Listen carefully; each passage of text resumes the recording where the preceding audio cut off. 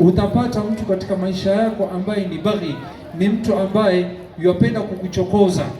Utampata mtu katika maisha yako apenda kukuudhi. Hasa wewe usikuwe dokon, usikuwe mjinga. Kila mtu anapokugusa unalipuka. Lakini sifa ya waja Ar-Rahman, wa idha khatabahumul jahiluna qalu salama. Maisha hadha al-kadugujoji hapo hawataki maneno nyingi. Sifa ya tatu, wa idha khatabahumul jahiluna qalu salama. As-sifatu ath-thalitha, walladhina yabituna lirabbihim sujadan wa qiyama.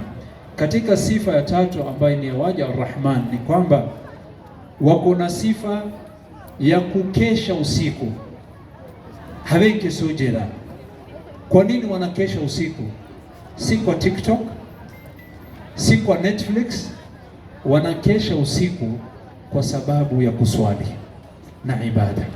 Hasa Allah ataja kuna waja wa Ar-Rahman na miongoni mwa sifa zao, walladhina yabituna lirabbihim, ni wale ambao wanaokesha lirabbihim, kwa ajili ya Mola wao, na wanakesha kwa ajili ya Mola wao sujadan wa qiyama. Ima utaona wamesujudu ama utaona kwamba wamesimama katika qiyam. Na hii sifa ya qiyamul layl